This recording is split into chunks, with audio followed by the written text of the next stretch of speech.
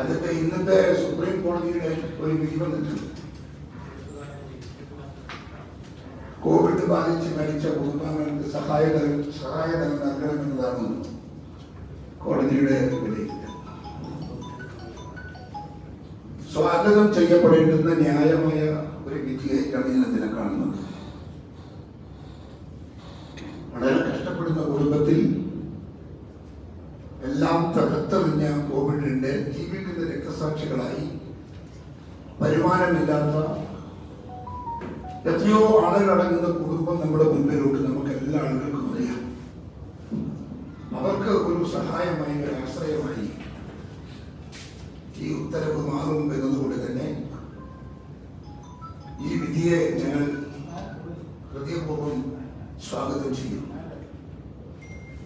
കേരളത്തിലെ ഒരു പ്രധാനപ്പെട്ട പ്രശ്നം നേരത്തെ ഒരുപാട് ചർച്ചയ്ക്ക് വിധേയമായതാണ്. ഈ മരിച്ചുപോയ കോവിഡ് രോഗികളുടെ അംഗസംഖ്യ കുറച്ചു കാണിക്കാൻ സംസ്ഥാന സർക്കാർ നടത്തിയ തിരിമറി. രേഖപ്പെടുത്താത്ത പോയ ഒരുപാട് മരണങ്ങളുണ്ട് എന്നൊരു യാഥാർത്ഥ്യം.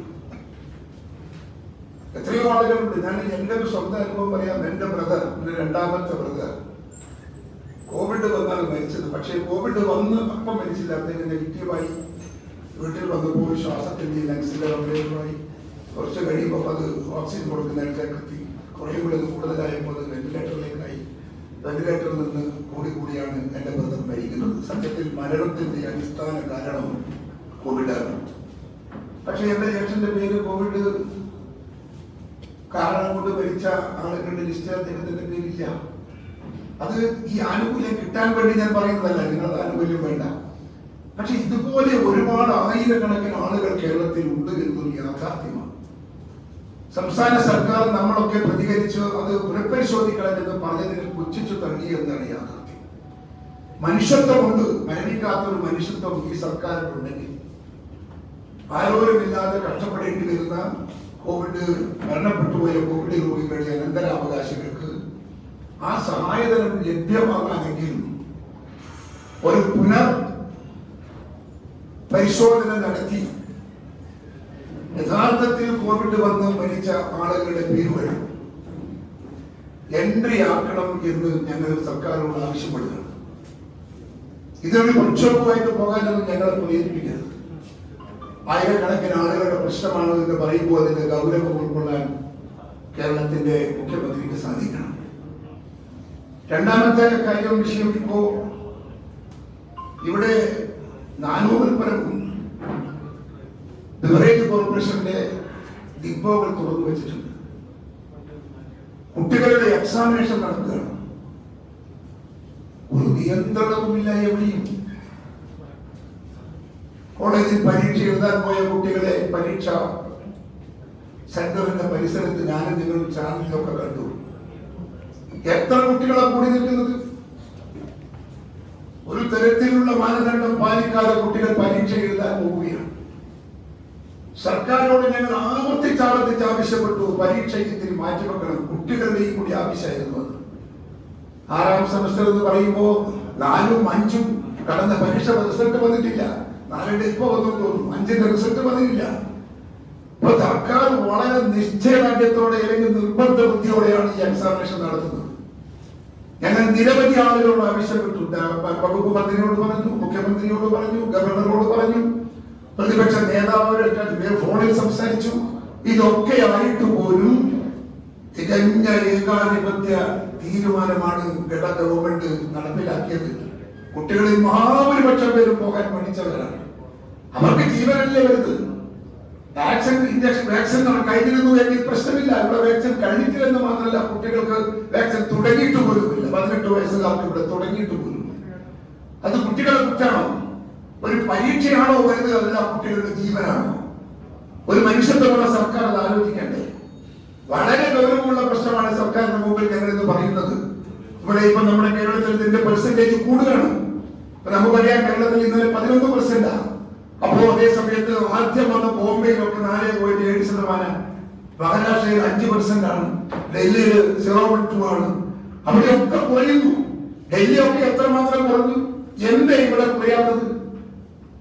കേരളത്തിൽ മാത്രം എന്തുകൊണ്ട് വിദ്യാസമ്പന്നരായ ആരോഗ്യ സമ്പന്നതയുള്ള ഒരു സംസ്ഥാനത്ത് മാത്രം എന്തുകൊണ്ട് ഇത് കുറയുന്നില്ല? സർക്കാരിന്റെ നടപടികൾ ഫലപ്രദമല്ല എന്നതിന് ഇതിനപ്പുറത്തൊരു തെളിവ് വേണോ? വാക്സിൻ എന്തുകൊണ്ട് വാക്സിൻ പൂർത്തിയാക്കാൻ ഈ സർക്കാരിന് സാധിക്കുന്നില്ല? എത്രയോ കോടികൾ ഈ പറയുന്ന കോവിഡിന്റെ പേരിൽ ലോകമെമ്പാടും നിന്നും കലക്ട് ചെയ്ത ഗവൺമെന്റ് ജനത്തിന്റെ സേവനത്തിന്, ജനത്തിന്റെ സൗകര്യത്തിന്, ജനത്തിന്റെ ആരോഗ്യം സംരക്ഷിക്കാൻ എന്ത് മുൻകരുതൽ എടുത്തു എന്ന് പറയുമ്പോൾ പറഞ്ഞു പുച്ഛിച്ച് നമ്മളല്ല, തെളിവുകൾ വെച്ച്, രേഖകൾ വെച്ച്, കണക്കുകൾ വെച്ച് മുഖ്യമന്ത്രിയോ ധനകാര്യമന്ത്രിയോ പറയണം ഇവിടെ ചെയ്ത മുൻകരുതൽ എന്താ. ബാക്കി സംസ്ഥാനങ്ങളിൽ മുൻകരുതൽ എടുത്തു. ആ ബാക്കി സംസ്ഥാനത്ത് മുൻകരുതൽ എടുത്തത് കൊണ്ട് അവിടെയൊക്കെ കുറയുന്നു, ഇവിടെ കുറയുന്നില്ല. ഇവിടെ കുറയാതിരിക്കുന്നതിന്റെ കാരണം എന്താ? അതിന് കുറയാത്തതിന്റെ പുറത്ത് പിന്നെയും ധിക്കാരം കാണിച്ച് പരീക്ഷ നിർബന്ധമാക്കി പരീക്ഷയ്ക്ക് എഴുതാൻ കുട്ടികളെ അയച്ച് ഇവിടെ എന്താ സർക്കാർ തീരുമാനിക്കുന്നത്, ആലോചിക്കുന്നത് ഞങ്ങൾക്ക് അറിയില്ല. അതുകൊണ്ട് മനുഷ്യത്വത്തിന്റെ പേരിൽ സംസ്ഥാന സർക്കാരോട് ഞങ്ങൾ ആവശ്യപ്പെടുന്നു, നടക്കുന്ന യൂണിവേഴ്സിറ്റി എക്സാമിനേഷൻ ഒന്നുകൂടെ റീകൺസിഡർ ചെയ്ത് ഇനിയുള്ള പേപ്പറെങ്കിലും മറ്റൊരു സമയത്തേക്ക് മാറ്റിവെക്കാൻ സർക്കാർ നടപടി സ്വീകരിക്കണം എന്നാണ് എനിക്ക് സംസ്ഥാന സർക്കാരിനോട് ആവശ്യപ്പെടാനുള്ളത്.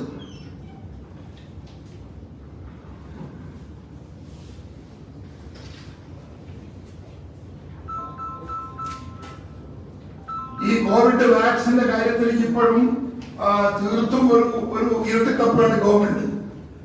എപ്പോഴാണ് ഇത് പൂർത്തിയാവുക എന്ന് സർക്കാരിന് പോലും നിശ്ചയമില്ല. ഞങ്ങളൊക്കെ നാടുകളിലെ പല ആശുപത്രികളും ചോദിക്കുമ്പോൾ അവർക്ക് സാധനം ലഭ്യമെന്നാണ് പറയുന്നത്. അവർക്ക് സാധനം ലഭ്യമാകുന്നില്ല എങ്കിൽ സംസ്ഥാന ഗവൺമെന്റ് ഇടപെട്ട് സാധനം ലഭ്യമാകട്ടെ, വാക്സിൻ ലഭ്യമാക്കാൻ നടപടി സ്വീകരിക്കണ്ടേ. വെന്റിലേറ്റർ ഇല്ലാത്ത ആശുപത്രികൾ കൂടിക്കൂടി വരുന്നു, രോഗികൾ കൂടിക്കൂടി വരുന്നു. വെന്റിലേറ്റർ ഇല്ല, ഓക്സിജൻ ഫെസിലിറ്റീസ് ഉള്ള ആശുപത്രികളില്ല. ഒരുപാട് ഈ ഇൻഫ്രാസ്ട്രക്ചർ ഈ രംഗത്ത് നമുക്ക് ഉണ്ടാകേണ്ടതായിട്ടുണ്ട്. സർക്കാർ അതിലൊന്നും ഒരു നടപടി സ്വീകരിച്ചിട്ടില്ല എന്ന് മാത്രമല്ല, ഈ കലാപത്തിൽ ഈ ഒരു പ്രകൃതി ദുരന്തത്തിൽ നമ്മളൊക്കെ അഭിമുഖീകരിക്കുന്ന ഈ സാഹചര്യത്തെ അതിജീവിക്കാൻ സർക്കാർ ഉണ്ടാക്കിയ സമ്പത്ത് അത് ഫലപ്രദമായി വിനിയോഗിക്കുന്നില്ല എന്ന കുറ്റാരോപണം കൂടി ഞാൻ ഈ സന്ദർഭത്തിൽ രേഖപ്പെടുത്തുകയാണ്.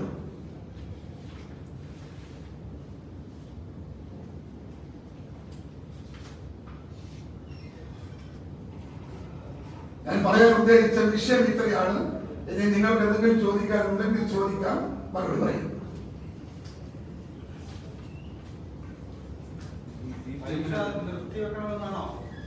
പരീക്ഷ നിർത്തിവെക്കണം, കുട്ടികളെ രക്ഷിക്കണം എന്നാണ് എന്നതല്ല രക്ഷിതാക്കളുടെ മുറവിളിയാണ്. ഞങ്ങൾക്കൊന്നും ഇരിക്കപ്പോതിയില്ല. എത്ര ടെലിഫോൺ ഒരു ദിവസം വരുന്നത്. തീർത്തും അപരിചിതരായ കുട്ടികൾ, നൂറുകണക്കിന് കുട്ടികളാണ് ഞങ്ങളെ വിളിച്ചുകൊണ്ടിരിക്കുന്നത്. ഒന്ന് ഇടപെടി സാർ ഒന്ന് പരിഹരിച്ചതാ. ഞങ്ങള് ഗവർണർക്ക്, ഞാൻ ഗവർണർക്ക് ഇമെയിൽ കൊടുത്തിട്ടുണ്ട്. ഗവർണറുടെ ഓഫീസുമായി ഞാൻ ബന്ധപ്പെട്ടിട്ടുണ്ട്. ഞാനിവിടെ മുഖ്യമന്ത്രിക്കും അതുപോലെ വിദ്യാഭ്യാസ മന്ത്രിക്കും കൊടുത്തിട്ടുണ്ട്. പ്രതിപക്ഷ നേതാവിനൊക്കെ പേരിൽ മിക്കവാറുമായിട്ട് സംസാരിച്ചിട്ടുണ്ട്. പക്ഷെ ഒരു നടപടിയും ഇതുവരെ ഉണ്ടായിട്ടില്ലെന്ന് മാത്രമല്ല, സർക്കാർ ഒരു വാശിയില്ല. ഇതിനാണ് വാശി, ആരോടാണ് വാശി എന്ന് എനിക്കറിയില്ല. അത് കുറഞ്ഞ രക്ഷിതാക്കൾ ആവശ്യപ്പെടും. നിങ്ങളതിന്റെ രണ്ടിന്റെയും മുരട്ടും വിലയിരുത്താൻ ഒരു സാമാന്യ ബുദ്ധിക്ക് കഴിഞ്ഞില്ലേ? ഇത്തരം ഒരു സാഹചര്യത്തിൽ പരീക്ഷയുടെ കുട്ടികളെ അയക്കുന്നത് നിങ്ങളുടെ കുട്ടികളാണെങ്കിൽ നിങ്ങൾ അയക്കോ? നിങ്ങൾ അയക്കാൻ താല്പര്യപ്പെടുവോ? നിങ്ങൾ സ്വയം ഒന്ന് ആലോചിക്ക്. എന്താ ഉറപ്പ്? ഒരു കുട്ടി പോയാൽ കോവിഡ് പകരുമെന്ന് എന്താ ഉറപ്പ്? ഇന്നലത്തെ കോളേജിലെ അന്ന് പരീക്ഷ എഴുതുന്ന ഹാളും പരീക്ഷയുടെ പരിസരവും നിങ്ങൾ കണ്ടില്ലേ? കുട്ടികൾ കൂടെ നിൽക്കുന്നത് കണ്ടില്ലേ? അത് കോവിഡ് ഇപ്പൊ ഇന്നലെ വന്നു, ഇന്നലെ പോസിറ്റീവായി 1-2 കുട്ടികൾക്ക്. അത് പകർന്നാൽ എന്താ സ്ഥിതി? ഈ പോയ കുട്ടികളൊക്കെ കിടക്കണ്ടേ? രക്ഷിതാക്കൾ ആവശ്യപ്പെടുന്നു എന്ന് പറഞ്ഞതിനുള്ള യുക്തി എന്താണെന്ന് എനിക്കറിയില്ല.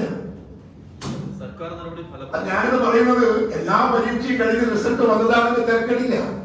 ഇനി അഞ്ചാമത്തെ 5th സെമസ്റ്ററിന്റെ പരീക്ഷന്റെ റിസൾട്ട് ഇതുവരെ വന്നിട്ടില്ല. റിസൾട്ട് വരുത്താൻ പറ്റിയിട്ടില്ല യൂണിവേഴ്സിറ്റിയിൽ ഇവർക്ക്. 6ാം സെമസ്റ്റർ നടത്താൻ നിങ്ങൾ നിൽക്കുന്നത്. ഈ സർക്കാർ നടപടി ഫലപ്രദമല്ല എന്ന് ആരോപിക്കുമ്പോൾ മറ്റ് സംസ്ഥാനങ്ങളിൽ കുറഞ്ഞു എന്ന് പറയുന്നു.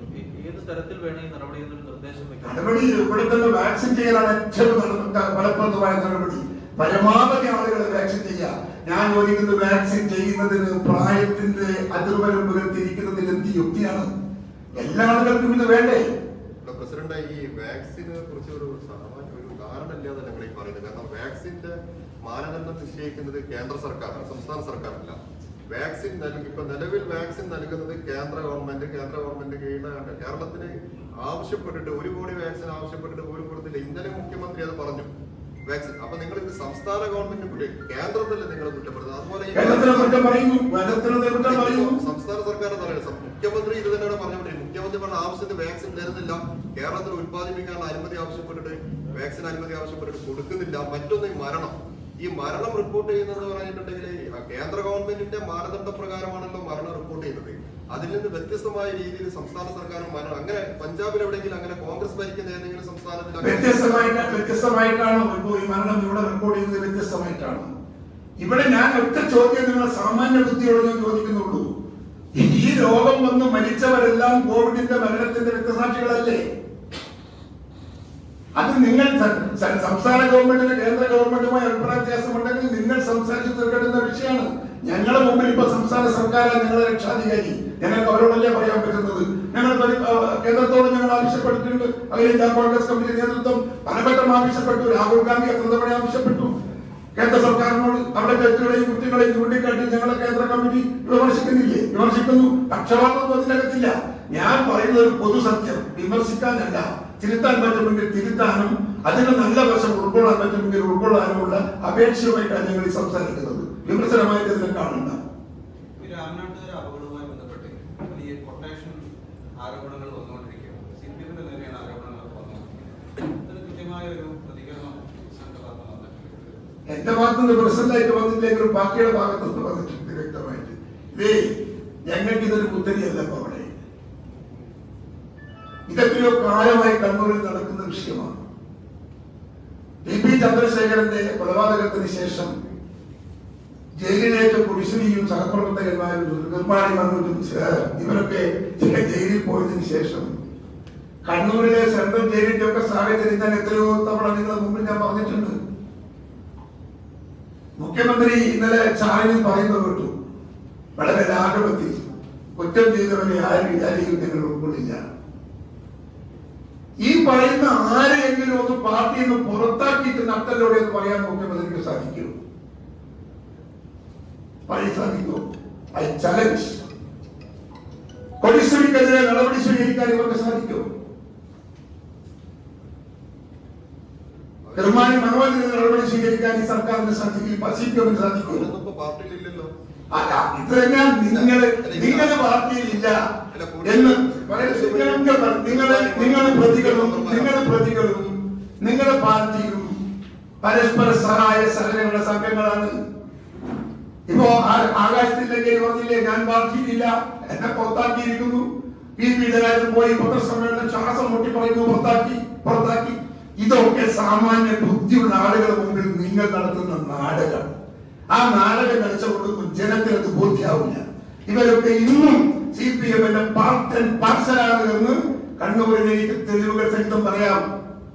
IRPC-കളെ എല്ലാം മുന്നണി പോരാളികളായ ഇവരൊക്കെ IRPC-യെ നിങ്ങൾ അംഗീകരിക്കുന്നില്ലേ? P. ജയരാജന്റെ IRPC-യെ ഇവർ ജീവകാരുണ്യ പ്രവർത്തനത്തിന്റെ മുൻപിലായി നിങ്ങൾ എവിടെയാണ് നിഷേധിക്കുന്നത്? നിങ്ങൾ ഇവരെ പാർട്ടിയിൽ നിന്ന് പുറത്താക്കി, കൊടിശ്ശേരിയെ നിങ്ങൾ പാർട്ടിയിൽ നിന്ന് പുറത്താക്കിയെന്ന് നിങ്ങൾ പറഞ്ഞാൽ നിങ്ങൾ ചാപ്പരക്കേണ്ടി വരും. മൂക്കിനെ കൊണ്ട് പാർട്ടിയിലില്ലാതെ നിങ്ങൾ പറഞ്ഞാൽ പോലല്ലോ. ഞങ്ങൾക്കറിയാം പാർട്ടിയിലുണ്ട്. പാർട്ടിയിൽ ഇല്ലെങ്കിൽ ഈ ജയിലിൽ ഇത്രയും സൗകര്യങ്ങൾ ആരുടെ കളഞ്ഞു? നിങ്ങളൊന്ന് സെൻട്രൽ ജയിലിൽ പോയിട്ടുണ്ടോ? അപ്പൊ തന്നെ സഹോദരൻ പോയിട്ടുണ്ടോ? അവിടെ അദ്ദേഹമാണ് ജയിൽ സൂപ്രണ്ട്. മറ്റൊരു ജയിൽ സൂപ്രണ്ട് അവിടെ ഇല്ല. അദ്ദേഹത്തിന് കീഴിൽ അവിടുത്തെ ജയിൽ സൂപ്രണ്ട്. എതിർത്ത് പറയുന്ന ഒരു ജയിൽ ഉദ്യോഗസ്ഥരെ നിങ്ങൾ കാട്ടിത്തന്നാൽ നിങ്ങൾക്ക് ഞാൻ അവാർഡ് തരും. അവിടെ പരസ്യമായി മൊബൈൽ ഫോൺ ഉപയോഗിക്കുന്നു. അദ്ദേഹത്തിന് ആവശ്യപ്പെട്ട ഭക്ഷണം കൊടുക്കുന്നു. അദ്ദേഹത്തിന്റെ സെല്ലിന്റെ പരിസരത്ത് ഉദ്യോഗസ്ഥന്മാർ ആര് നിൽക്കണമെന്ന് തീരുമാനിക്കുന്നത് ജയിൽ സൂപ്രണ്ട് അല്ല, കൊടിശ്ശേരിയാണ്. അവിടെ നിങ്ങൾ ആകാശ് ശ്രീലങ്കേരി അവിടെ തടവുകാരനായി ഇരിക്കുമ്പോ അദ്ദേഹത്തിന്റെ കാമുകിയുമായി സംസാരിക്കാനും ലഭിക്കാനും ഒക്കെ അവിടെ പ്രത്യേക സമയവും പ്രത്യേക മുറിയും കൊടുത്തതിനെ കഴിയോ? ആരാ സഹായിക്കുന്നതിനെ? എന്നിട്ട് നാളെ ബോധമില്ലാതെ ഇങ്ങനെ പറയും പുറത്താക്കി എന്ന് പുറത്താക്കി ആരെ പുറത്താക്കി? നിങ്ങൾ പറഞ്ഞ ആളുകളെ കണ്ണിൽ പൊടിയിടുക. നിങ്ങൾക്കതിനൊന്നും ധൈര്യമില്ല. എന്താ ചോദിച്ചാൽ അവരുടെയൊക്കെ കൈകളിൽ നിങ്ങൾ ദൂഷിച്ച് മാറുന്ന ഒരുപാട് രഹസ്യങ്ങളുണ്ട്. ഒരാൾ പറഞ്ഞില്ലേ, ആകാശത്തിലേക്ക് പറഞ്ഞില്ലേ, ഞാൻ പ്രതികരിക്കേണ്ടി വരും. എന്റെ ആകാശത്തിലേക്ക് എങ്ങനെ പറഞ്ഞത്? ഡിവൈഎഫ്ഐ സെക്രട്ടറി അവരെ തള്ളി പറഞ്ഞപ്പോ ആകാശത്തിലേക്ക് ഉത്തരല്ല, പ്രതികരണം പ്രതീക്ഷിക്കാം. തീർന്നില്ലേ? ആരും വിളിച്ചില്ലേ പോയിട്ട്? പ്രതികരണം വന്നോ? ഇല്ലല്ലോ, തന്നില്ല. എന്തുകൊണ്ടാ? നിങ്ങൾക്ക് അതിനൊന്നുള്ള തന്റെയില്ല, നിങ്ങൾക്ക് അതിനൊന്നുമുള്ള കഴിവില്ല, നിങ്ങൾക്ക് അതിനൊന്നുമുള്ള സ്വാതന്ത്ര്യമില്ല. കാരണം നിങ്ങളെയൊക്കെ കൈകൾ വിലങ്ങ് വെക്കപ്പെട്ടിരിക്കുന്നു. എണ്ണി പറയേണ്ട ഒരുപാട് കാര്യമുണ്ട്. പറയാൻ നേരം പതുക്കുന്നത് വരെ പറയാം. ഞാൻ ചോദിക്കുന്നു, നിങ്ങളുടെ നേതാക്കന്മാർ പറഞ്ഞാൽ ഇവർ അനുസരിക്കണമെങ്കിൽ അവർക്ക് റോൾ മോഡലാകാം. ചെറുപ്പക്കാരുടെ പ്രായത്തിന്റെ പ്രത്യേകത നമുക്ക് മനസ്സിലാക്കാം. ഒരു അടിപൊളി ജീവിതം ആഗ്രഹിക്കുന്ന കൂട്ട ചെറുപ്പക്കാരിൽ ഏറെ പേര് അവരതിന് പണം കണ്ടെത്താൻ നോക്കും. പണം കണ്ടെത്താൻ നോക്കുമ്പോൾ അതിന്റെ റോൾ മോഡൽ എന്താ? അതിന്റെ റോൾ മോഡൽ അവർ ബഹുമാനിക്കുന്ന ബിംബം പോലെ വെച്ച് ആരാധിക്കുന്ന പിണറായി വിജയനും കോടിയേരി ബാലകൃഷ്ണനും EP ജയരാജനും തന്നെയാണ് അവരുടെ റോൾ മോഡൽ. എങ്ങനെ പൈസ ഉണ്ടാക്കണമെന്ന് അവർ കാട്ടിക്കൊടുക്കുന്നുണ്ട്. എങ്ങനെയാണ് പണം സമ്പാദിക്കേണ്ടതെന്ന് അവർ പഠിപ്പിക്കുന്നുണ്ട് അനുഭവത്തിലൂടെ. അവരും ആ വഴി വേർന്നു വന്നതല്ലാതെ അവരെ കുറ്റം പറഞ്ഞിട്ട് എന്താ കാര്യം? അവർക്ക് പണം വേണം. ഞാൻ ചോദിക്കട്ടെ, മുഖ്യമന്ത്രിയോട് ഞാൻ ചോദിക്കട്ടെ, മുഖ്യമന്ത്രി ഇതൊക്കെ ഈ കാര്യങ്ങളൊക്കെ പറയുമ്പോ മുഖ്യമന്ത്രിക്ക് കസ്റ്റംസിന്റെ ഷോ കോസ് നോട്ടീസ് വന്നിട്ടുണ്ട്, കൊടുത്തിട്ടുണ്ട് റിപ്പോർട്ട്. നിങ്ങൾ ആരെങ്കിലും വായിച്ചിട്ടുണ്ടോ report? Show cause notice number 29 2020-21. ഇതിനകത്ത് 150 പേജ് വരുന്ന ഷോ കോസ് നോട്ടീസാണ്. വായിച്ചോ നിങ്ങൾ ഇതാരെങ്കിലും? ഇതിനകത്ത് മുഖ്യമന്ത്രിയുടെ റോളിനെ കുറിച്ച് വളരെ സ്പെസിഫിക് ആയ ഉദ്യോഗസ്ഥന്മാർ പറഞ്ഞിട്ടുണ്ട്. എന്താ പറഞ്ഞിരിക്കുന്നത്? ആ പറഞ്ഞിരിക്കുന്നത് ഞാൻ 2-3 പേര് മാത്രം ഞാൻ വായിക്കാം. 210 പേരാ 210. The Counsel General through Srimati Swapna and Sri M. Shivasankar had arranged numerous meetings with the Chief Minister of Kerala in his residence and in the residence of Chief Minister of Kerala, bypassing the state protocol department and directly breaching the protocol laid down by the Ministry of External Affairs. Mr. M. Shivasankar, in his voluntary statement deposed under Section 108 of the Custom Act 1962, has concreted this fact that he used to arrange a meeting for the Counsel General with the Chief Minister as and when informed by Srimati Swapna, and that Chief Minister had with the Counsel General. Srimati Swapna had deposed certain facts with regard to the meetings of the Counsel General with the Chief Minister in which she was present in the voluntary statement deposed by her under Section 108 of the Custom Act 1962. ഈ പറയുന്ന council general നിങ്ങൾക്കറിയാം, വിയറ്റ്നാമിൽ നിന്ന് കള്ളക്കടത്ത് കടത്തി കത്തെ transfer ആക്കിയതാണ് കേരളത്തിലേക്ക്. അദ്ദേഹത്തെ മുഖ്യമന്ത്രി protocol ലംഘിച്ച് ഒരു കാരണവശാലും ഒരു സംസ്ഥാനത്തിന്റെ മുഖ്യമന്ത്രിക്ക് ഒരു കൗൺസിൽ ജനറൽ കാണാൻ എന്ത് അധികാരം, എന്ത് അവകാശം, എന്തിനു കാണണം? മുഖ്യമന്ത്രിയുടെ വീട്ടിൽ കണ്ടു എന്നാ പറയണത്, അദ്ദേഹത്തിന്റെ വീട്ടിൽ പോയി കണ്ടു എന്നാ പറയണത്, പല ഇടങ്ങളിലായി കണ്ടു എന്നാ പറയണത്. എന്തിനു കാണും മുഖ്യമന്ത്രി? പരിപ്പ് കച്ചവട, ഉള്ളി കച്ചവട, ടൊമാറ്റോ കച്ചവട, ഉരുളക്കിഴങ്ങ് കച്ചവട, എന്തിനു കണ്ടു അദ്ദേഹത്തെ? മുഖ്യമന്ത്രി എന്താ ഇതുവരെ ആനങ്ങിയില്ലല്ലോ. ഈ നോട്ടീസ് കിട്ടിയിട്ട് മുഖ്യമന്ത്രി ഇതിന് മറുപടി പറഞ്ഞോ? ആരോടെങ്കിലും ജനങ്ങളോട് പറയണ്ടേ? എന്തിനാണ് ദുബായിലെ കൗൺസിൽ ജനറലിനെ ഇദ്ദേഹം കാണുന്നത്? കണ്ടതെന്തിനാ? കൗൺസിൽ ജനറൽ എന്ന് പറയുന്നത് കള്ളക്കടത്ത് നടത്തി പരിചയം കിട്ടി പണിഷ്മെന്റിലൂടെ കേരളത്തിൽ വന്ന ഒരു കൗൺസിൽ ജനറൽ. ആ കൗൺസിൽ ജനറലെ സ്വപ്ന സുരേഷ് പറയുമ്പോ എവിടെ പോയി കാണാൻ മുഖ്യമന്ത്രി മെനക്കെട്ടു എന്ന് പറയുമ്പോ എന്താ നിങ്ങൾ വിലയിരുത്തുന്നത്? അത് മുഖ്യമന്ത്രി തന്നെ സമ്മതിച്ചിട്ടുണ്ടല്ലോ. എവിടെ സംഭവിച്ചത്? ക്ലിഫ് ഹൗസിൽ വന്ന് സ്വപ്നം കണ്ടിരുന്നു പറയുന്നുണ്ട്. അങ്ങനെയാണെങ്കിൽ ഈ കോൺസൽ ജനറൽ അന്നത്തെ പ്രതിപക്ഷ നേതാവിനും കണ്ടിട്ടുണ്ടല്ലോ. ഇപ്പൊ അല്ല, അത് തെറ്റാണ്. സ്വപ്ന സുരേഷ് അവിടെ നിൽക്കട്ടെ. സ്വപ്ന സുരേഷ് അദ്ദേഹത്തിന്റെ സ്റ്റാഫ് അയാൾക്ക് അറിയില്ലെങ്കിലും പുള്ളിക്ക് അറിയില്ലായിരുന്നു സ്വപ്ന സുരേഷിനെ. ഏത് സ്വപ്ന ഏത് സ്വപ്ന ഏത് സുരേഷ് കൂടെ ചോദിച്ച ആളാണ്. പോട്ടെ, 4 വർഷം കൂടെ നിന്നിട്ട് സ്വപ്ന സുരേഷ് അല്ല, കൗൺസിൽ ജനറൽ എന്തിന് മുഖ്യമന്ത്രിയെ കാണണം? മുഖ്യമന്ത്രി എന്തിന് കൗൺസിൽ ജനറൽ കാണണം? പ്രോട്ടോകോൾ ലംഘിച്ച്, ഭരണഘടനയുടെ കീഴ്വഴക്കങ്ങൾ ലംഘിച്ച് നിങ്ങൾക്ക് എന്ത് അധികാരം, നിങ്ങൾക്ക് എന്ത് അവകാശം, നിങ്ങൾ എന്തിന് അദ്ദേഹത്തെ കാണുന്നു? പറയണം ജനത്തോട്, പറയണം ജനത്തോട്. ഞാൻ മുഖ്യമന്ത്രിയുടെ മറ്റു കാര്യങ്ങളിലേക്ക് ഒന്നും പോകുന്നില്ല. ഞാൻ എപ്പോ മുഖ്യമന്ത്രി ഇത് പറയേണ്ടി വന്നതാ. പ്രതിപക്ഷ നേതാവിനെ കണ്ടിട്ടല്ലോ. പ്രതിപക്ഷ നേതാവ് നോട്ടീസ് കൊടുത്തിട്ടുണ്ട്, മറുപടി കൊടുത്തിട്ടുണ്ട്. പ്രതിപക്ഷ നേതാവിനെ കണ്ടു തീർന്ന അദ്ദേഹത്തിന് വീട്ടിൽ പോയിട്ടൊന്നല്ല. ശങ്കരന്റെ ശിവശങ്കരന്റെ സ്വപ്നന്റെ സാന്നിധ്യത്തിലല്ല. അവിടെ മുഖ്യമന്ത്രി സുധാര്യനാവണം. ജനങ്ങളുടെ മനസ്സിൽ അദ്ദേഹത്തിനെ കുറിച്ചൊരു അപമതിപ്പുണ്ടാവാൻ പാടില്ല. അദ്ദേഹത്തിന്റെ ഉദ്ദേശശുദ്ധി നല്ലതാണെന്ന് സമൂഹം വിലയിരുത്തണമെങ്കിൽ അദ്ദേഹം അത് തുറന്നു പറയണം. എന്തുകൊണ്ട് പറയുന്നില്ല? അവിടെയാണ് ഈ കള്ളക്കടത്ത്, സ്വർണ്ണക്കടത്ത്, കള്ളക്കടത്ത് നടത്തിയപ്പോ മുഖ്യമന്ത്രിയുടെ ഓഫീസ് ഇടപെട്ടു എന്ന് പലവട്ടം പറഞ്ഞില്ലേ? സ്വർണ്ണ കള്ളക്കടത്ത് നടത്തിയില്ലേ? നമ്മളെ എന്താ പേര് അർജുനാരെങ്കിലും അതുപോലെ തന്നെ നമ്മുടെ ആകാശ് തില്ലങ്കേരിയും ഒക്കെ ഇപ്പൊ സ്വർണ്ണക്കടത്തിലല്ലേ ആക്ഷേപം. മുഖ്യമന്ത്രി എന്ത് ചെയ്യുമെന്ന് പറയും, മുഖ്യമന്ത്രിയുടെ ഓഫീസ് എന്ത് ചെയ്യുമെന്ന് പറയും. സ്വർണ്ണം കടത്തിയില്ലേ, ഡോളർ കടത്തിയില്ലേ? മുഖ്യമന്ത്രിയുടെ ഓഫീസിന്റെ സമ്മതത്തോടും അനുഗ്രഹത്തോടും ഉപദേശത്തോടും ശുപാർശയോടെയൊക്കെ നടത്തിയതൊക്കെ. ഇങ്ങനെ അനധികൃതമായി പണമുണ്ടാക്കുന്ന കേരളത്തിന്റെ മുഖ്യമന്ത്രി, ആ മുഖ്യമന്ത്രിയുടെ ശിഷ്യന്മാർ അതേ വഴിക്ക് സഞ്ചരിച്ചെങ്കിൽ എന്തിനാ അവരെ കുറ്റം പറയുന്നു? ഞാൻ ആ വിഷയത്തെ അങ്ങനെയാണ് പറയുന്നത്. ഞാൻ ആ ചെറുപ്പക്കാരെ കുറ്റപ്പെടുത്താനല്ല ആലോചിക്കുന്നത്. ഞാൻ ജീവിതത്തിന്റെ മുമ്പിൽ പരിഭ്രമിച്ചു നിൽക്കാതെ സുഖകരമായി ജീവിക്കാനുള്ള ഒരു മാർഗം, മുഖ്യമന്ത്രി ചെയ്യുന്ന ഒരു മാർഗം, സ്വന്തം അനുയായികൾ ചെയ്ത അനുയായികളെ കുറ്റപ്പെടുത്തുന്നത് എന്ത് കാര്യം? എന്ത് കാര്യം? നേതാക്കന്മാർ ഓരോ ആളുകളും കോടാനുകോടി കെട്ടുന്നു. പ്രത്യയശാസ്ത്രം തൊഴിലാളി വർഗം, അധ്വാനിക്കുന്ന വർഗം. കള്ളക്കടത്തിന്റെ ഒരു ഭാഗം പാർട്ടിക്കാരെന്ന് പറയുന്നു. ആരാണ് പാർട്ടി? ആരാണ് പാർട്ടി? പറയണ്ടേ? അപ്പോ ഞാൻ ചോദിക്കുന്നത്, കുട്ടികളെ കുറ്റം പറഞ്ഞിട്ട് കാര്യമുണ്ടോ? അവരെ തെറ്റ് പറഞ്ഞിട്ട് കാര്യമുണ്ടോ?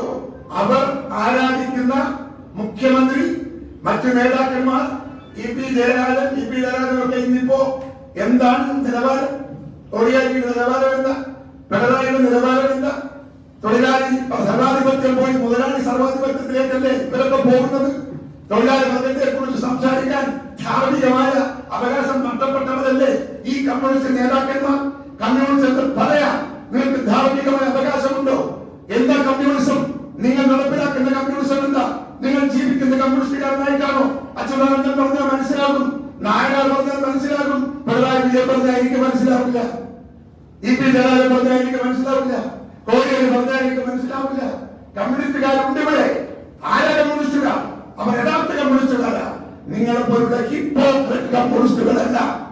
കമ്മ്യൂണിസത്തിന്റെ പേര് പറഞ്ഞ് തൊഴിലാളി വർഗത്തെ വഞ്ചിച്ച് കോടാനുകോടിയുടെ ഉടമകളായി മാറുന്ന നിങ്ങൾക്ക് കമ്മ്യൂണിസത്തെ കുറിച്ചും തൊഴിലാളി വർഗത്തെ കുറിച്ചും തൊഴിലാളി വർഗ പ്രത്യയശാസ്ത്രത്തെ കുറിച്ചും വിമർശിക്കാൻ, എതിർക്കാൻ, പറയാൻ, സമർത്ഥിക്കാൻ എന്ത് അവകാശം? ഈ സ്വർണ്ണക്കടത്ത് കേസ്, കരിപ്പൂർ സ്വർണ്ണക്കടത്ത് കേസാണ് പറയുന്നത്. അതില് ഒരു പ്രധാനപ്പെട്ട പ്രതി സുഹൈൽ, മുസ്ലിം യൂത്ത് ലീഗിന്റെ വൈറ്റ് ഗാർഡിന്റെ പട്ടാമ്പി മണ്ഡലം ക്യാപ്റ്റനാണ്. അദ്ദേഹം ഒഴിവിലാണെന്നാണ് അറിയുന്നത്. നിങ്ങളുടെ പ്രധാനപ്പെട്ട ഘടകകക്ഷിയാണ്. ഞാൻ ഇവിടെ ആളാണോ എനിക്കറിയില്ല, സുഹേൽ പ്രതിയാണോ എന്ന് എനിക്കറിയില്ല. അതിന് മറുപടി വരേണ്ട ബാധ്യത എനിക്കില്ല. എന്റെ ചോദ്യം ഈ രാജ്യം ഭരിക്കുന്ന പാർട്ടിയുടെ മുഖ്യമന്ത്രിയോടും ആ മുഖ്യമന്ത്രിയുടെ അനുയായികളോടും അനുചരന്മാരോടും. കണ്ണൂർ, എന്റെ പ്രിയപ്പെട്ട സ്നേഹിതങ്ങൾ മനസ്സിലാക്കണം, കണ്ണൂർ എന്ന് പറയുന്ന ജില്ല ഇതെത്രയോ വർഷം കണ്ട് മരവിച്ചു പോയ ജില്ലയാണ്. 1, 2, 3 അല്ല സംഭവങ്ങൾ. അതുകൊണ്ട് നമുക്ക് ഇതിനകത്ത് ഒരു പുതുമയും പുത്തരിയൊന്നുമില്ല. അവിടെ നിങ്ങൾ ഇവർക്ക് മുമ്പിൽ റോൾ മോഡലായി നിൽക്കുന്ന ഒരു യുവത്വം ആസ്വദിക്കാൻ താല്പര്യമുള്ള ചെറുപ്പക്കാരന്റെ മുമ്പിൽ പണമുണ്ടാക്കാനുള്ള മാർഗത്തിന് ഒരു റോൾ മോഡൽ കേരളത്തിന്റെ മുഖ്യമന്ത്രിയാണ്. ആ റോൾ മോഡലിനെ അനുകരിക്കുന്ന ചെറുപ്പക്കാർ അവരെ കുറ്റം പറയുന്നു. അവർ ആരാധിക്കുന്ന, ബഹുമാനിക്കുന്ന, സിന്ദാബാദ് വിളിക്കുന്ന ഒരു നേതാവ് റോൾ മോഡലായി ഹൗ ടു മേക്ക് മണി എന്ന് പ്രൂവ് ചെയ്തുകൊണ്ടിരിക്കുമ്പോ ആ കുട്ടികൾ ആ വഴിയെ പോയെങ്കിൽ അവരെ കുറ്റം പറയണോ, അവരെ വിമർശിക്കണോ, അവരെ എതിർക്കണോ? ഞാൻ ആ വിഷയത്തെ അങ്ങനെ കാണാനാണ് ആഗ്രഹിക്കുന്നത്.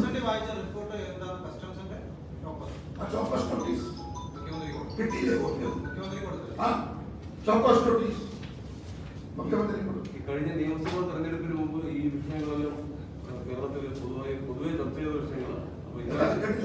ഈ സ്വർണ്ണക്കടത്തുമായി ബന്ധപ്പെട്ട കാര്യങ്ങളെല്ലാം നിയമസഭാ തെരഞ്ഞെടുപ്പിന് മുമ്പ് ഒരുപാട് ചർച്ച. അപ്പൊ ഇന്നലെ തന്നെ മുഖ്യമന്ത്രി വാർത്താ സമ്മേളനത്തിൽ പറഞ്ഞു ഒരുപാട് കാര്യങ്ങൾ, ഇതുപോലുള്ള കാര്യങ്ങളെല്ലാം നേരത്തെ വന്നിട്ട് എന്തായ സ്ഥിതി എന്നറിയാമല്ലോ എന്നാണ് ചോദിച്ചത്. പറഞ്ഞാൽ തെരഞ്ഞെടുപ്പിൽ ജനങ്ങൾ തള്ളിക്കളഞ്ഞു എന്നുള്ള അർത്ഥത്തിലാണ്.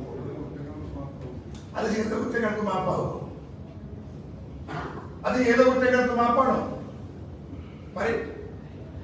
ഇലക്ഷന്റെ ഈ തവണത്തെ ഇലക്ഷൻ കേരളത്തിലെ രാഷ്ട്രീയ സാഹചര്യങ്ങൾ, കഴിഞ്ഞ കാലത്തെ രാഷ്ട്രീയ സാഹചര്യങ്ങളിൽ നിന്ന് തീർത്തും വ്യതിരിക്തമാണെന്ന് സാമാന്യ ബുദ്ധിയുള്ള സ്വല്പം ബുദ്ധി കുറഞ്ഞ ആളുകൾക്ക് അറിയാം. കോവിഡിന്റെ ഒരു കാലഘട്ടത്തിൽ നമ്മൾ എങ്ങനെയൊക്കെ പറയണം, എനിക്കിങ്ങനെ പറയാൻ പറ്റും. എന്റെ മുമ്പിൽ എനിക്ക് മൈക്ക് വെച്ച് പ്രസംഗിക്കാൻ കിട്ടിയെങ്കിൽ ഞാൻ 10 മൈക്കിലെ പ്രസംഗം കൊണ്ട് ഞാൻ 10,000 ഞാൻ ഇത് ബോധ്യപ്പെടുത്തും. എവിടെയാണ് നമുക്ക് സാഹചര്യം? വീട് കയറാൻ പറ്റുമോ? പ്രസംഗിക്കാൻ പറ്റുമോ? പ്രചരണം നടത്താൻ പറ്റുമോ? ഉദ്യോഗം നടത്താൻ പറ്റുമോ? ഒന്നും പറ്റില്ലല്ലോ നമുക്ക്. നിങ്ങളെ മാത്രം ഇടതുപക്ഷത്തിന്റെ ചെറുപ്പക്കാർക്ക് വളണ്ടിയർ കാർഡ് കൊടുത്ത് അവർ മാത്രം വീട്ടിൽ പോകുന്നു, കിറ്റ് കൊടുക്കുന്നു, പെൻഷൻ കൊടുക്കുന്നു, മരുന്ന് വാങ്ങി കൊടുക്കുന്നു. പിണറായി വന്നാൽ എന്താണ് പറയുന്നു? 6 മണിക്ക് പിണറായി ഇരിക്കുന്നു, ബിസ്ക്കറ്റ് പൊടിച്ചിട്ട് വെള്ളം വെച്ചിട്ടേ കൊടുക്കാം. തൊണ്ടയെ കുത്തിയാൽ ഷർട്ട് ഇങ്ങനെയാണ്, ചെരുപ്പ് ഇങ്ങനെ എന്ന് ഉപദേശിച്ചുകൊണ്ട് ആളുകളെ കയ്യിലെടുത്തു എന്ന് ഞങ്ങൾ അംഗീകരിക്കുന്നു. ഞങ്ങൾക്ക് പറ്റിയില്ല, ഞങ്ങൾക്ക് അവസരം കിട്ടിയില്ല. നിങ്ങളെ തനി നിറം ജനത്തിന്റെ മുമ്പിൽ തുറന്നു വെക്കാൻ ഞങ്ങൾക്ക് അവസരം ലഭിച്ചിരുന്നുവെങ്കിൽ ജനം കാർക്കിച്ചു തുപ്പിയ കപത്തിൽ ഒലിച്ചു പോകുമായിരുന്നു ഈ ഗവൺമെന്റ്. ഒരു കാര്യം, ഈ പി ജയരാജൻ കമ്പാരിറ്റീവ്ലി അഴിമതി കുറഞ്ഞ ഒരു നേതാവാണ് പലവട്ടം പറഞ്ഞിട്ടുണ്ട് CPM.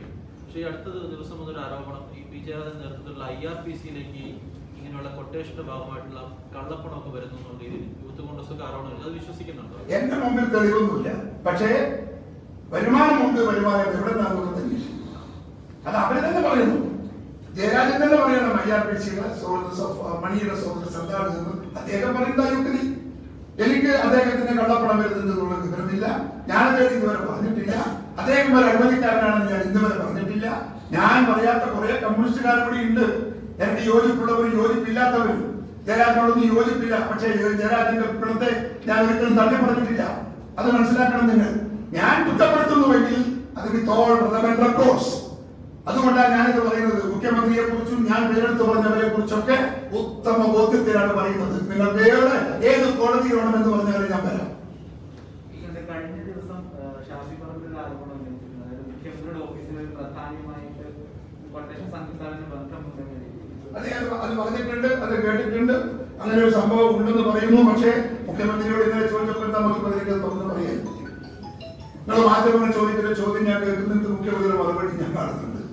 ഒരക്ഷരം വേണ്ടിയില്ലെന്നു. എന്താ പറയുന്നത്? എന്താ പറയുന്നത്? So something wrong somewhere. അത്രയും വിളിച്ചൊന്നുമില്ല. ഞാനത് ഉത്തമ ബോധ്യത്തിലുള്ള ഇത് പറയുന്നത്. പക്ഷേ ഇതിന്റെ മുഖ്യമന്ത്രിയുടെ പ്രതികരണത്തിൽ ഐ തോട്ട് എന്തോ സംതിങ് ഉണ്ട് അതിലെന്ന്. ഞങ്ങൾക്ക് അത്രയും അതിനെക്കുറിച്ച് പ്രതികരിക്കും. ഈ സ്വർണ്ണക്കടത്തും കൊട്ടേഷനും അടക്കമുള്ള സംഘടിത കുറ്റകൃത്യങ്ങൾ തടയാനായി മഹാരാഷ്ട്ര മോഡൽ നിയമം കൊണ്ടുവരുമെന്നാണ് മുഖ്യമന്ത്രി അടക്കം സൂചിപ്പിക്കുന്നത്. കോൺഗ്രസ് പിന്തുണയ്ക്കുന്നത്. നിലവിലുള്ള നിയമം മതി. നട്ടലുള്ള പോലീസ് ഉദ്യോഗസ്ഥനും നീതിമാനായ ഭരണാധികാരിയും ഈ സംസ്ഥാനത്തുണ്ടെങ്കിൽ നിലവിലുള്ള നയം, നിലവിലുള്ള നിയമം രാഷ്ട്രീയ അധികാര കേരളത്തിൽ ഇവിടെ അത്രയൊന്നും വർഷങ്ങൾ ഈ പറഞ്ഞ് ഇപ്പൊ നിങ്ങൾ കുറച്ച് ആളുകൾ CPM ഭരണത്തിന്റെ തടവിൽ കുറെ ആളുകൾ ഈ ഗുണ്ടായിസം കാണിക്കുന്നു, ഈ കൊട്ടേഷൻ കാണിക്കുന്നു എന്നല്ലാതെ സാർവത്രികമാണ് എന്നൊന്നും ഞങ്ങൾ ആരും പറഞ്ഞിട്ടില്ല. പക്ഷെ ഒരുപാട് കൊലപാതകം നടക്കുന്നുണ്ട്, ഒരുപാട് കൊലപാതകം. CPM അകത്ത് എന്താ പറയാ, അവർക്ക് വന്നിരിക്കുന്നത് ഒരു പിന്നെ എന്താ ഒരു രാഷ്ട്രീയ പ്രസ്ഥാനത്തിന്റെ പ്രത്യശാസ്ത്രപരമായ ഒരു തകർച്ചയുടെ തുടക്കമാണോ എന്ന് എനിക്ക് തോന്നുന്നത്. ഞാൻ ചോദിക്കുന്നത്, ലോക്കൽ നേതാക്കന്മാരൊക്കെ ഏതെല്ലാം കേസിലാ പ്രതി? ഏതെല്ലാം കേസിലാ പ്രതി? കൂടെ പ്രവർത്തിക്കുന്ന പ്രവർത്തകരെയൊക്കെ മാനഭംഗപ്പെടുത്തിയും അവരെയൊക്കെ ഉപദ്രവിച്ചു, ദ്രോഹിച്ചു. എന്തോ ഒരു നിലവാരം തകർന്നു പോയ ഒരു പാർട്ടിയായി CPM മാറിക്കൊണ്ടിരിക്കുക. നിലവാര തകർച്ച ആ പാർട്ടിയെ ഗ്രസിച്ചിരിക്കുക. അത് തിരുത്താൻ നിലവാരമുള്ള നേതാക്കന്മാരുടെ അംഗസംഖ്യ അനുദിനം കുറയുന്നു ആ പാർട്ടിയിൽ എന്നതാണ് അതിന്റെ അടിസ്ഥാനപരമായ കാരണമെന്നാണ് എന്റെ വിശ്വാസം. CPM ഇല്ലാതാകണമെന്നോ CPM തകരണമെന്നൊന്നും ഞങ്ങൾക്ക് ആഗ്രഹമില്ല. കമ്മ്യൂണിസ്റ്റ് പ്രസ്ഥാനം വേണമെന്ന് ചോദിച്ചാൽ വേണമെന്ന് പറയുന്നവരാണ് ഞാൻ. പക്ഷെ ആ പ്രസ്ഥാനം കളങ്കമറ്റൊരു പ്രസ്ഥാനമാകണം. തൊഴിലാളി ബന്ധത്തിന്റെ സങ്കല്പങ്ങളും സ്വപ്നങ്ങളും സാക്ഷാത്കരിക്കാൻ പ്രതിജ്ഞാബദ്ധമാകുന്ന ഒരു തൊഴിലാളി വർഗ പ്രസ്ഥാനമായി CPM മാറണം. ഈ മൂല്യ തകർച്ചയിൽ നിന്ന് ആ പാർട്ടി കരകയറണം എന്നാണ് ഞങ്ങളുടെ ആഗ്രഹം. വിമർശനം അങ്ങനെ കാണാൻ അതിന്റെ നേതൃത്വം തയ്യാറെടുക്കണം എന്നാണ് എനിക്ക് അപേക്ഷിക്കാറുള്ളത്. വേറൊരു കാര്യം, ഈ കോൺഗ്രസ് പാർട്ടിയുമായി ബന്ധമുള്ള ഏതെങ്കിലും മാധ്യമ സ്ഥാപനങ്ങളുടെ ഒരു ജീവനക്കാരൻ ഒരു മോശം അനുഭവം ഉണ്ടായത് ഒരു പരാതി അങ്ങേക്ക് നൽകിയിട്ടുണ്ട്. അങ്ങനെ പരാതി പുതിയ DGP-യെ കുറിച്ചല്ലോ എന്തെങ്കിലും ഒരു അഭിപ്രായം ഉണ്ടോ? അനിൽകാന്തിനെ പാവാണ്, നല്ല മനസ്സിന്റെ ഉടമസ്ഥനാണ്. പക്ഷേ ബാക്കിയുള്ള അദ്ദേഹത്തിന്റെ പ്രവർത്തനത്തിൽ കണ്ടറിഞ്ഞ് നേരിട്ടറിയാം. ശബരിമലയിലൊക്കെ ഞാനും അദ്ദേഹം കൂട്ടിമുട്ടിയിട്ടൊക്കെ ഉണ്ട്.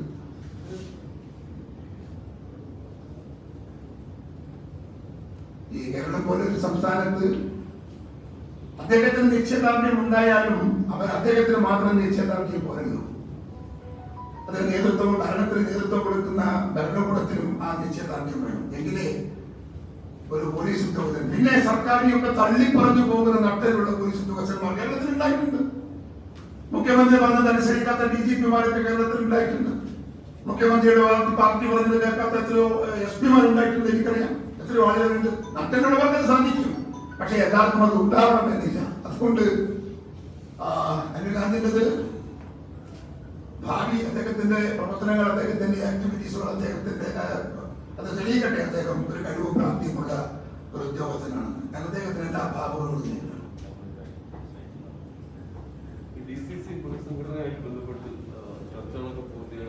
അതൊക്കെ ഒരു നെക്സ്റ്റ് സ്റ്റേജിൽ നമുക്ക് പറയാം. തുടങ്ങിയില്ല ഇത്തിരി സമയം പറഞ്ഞ എത്ര സമയം എടുക്കും?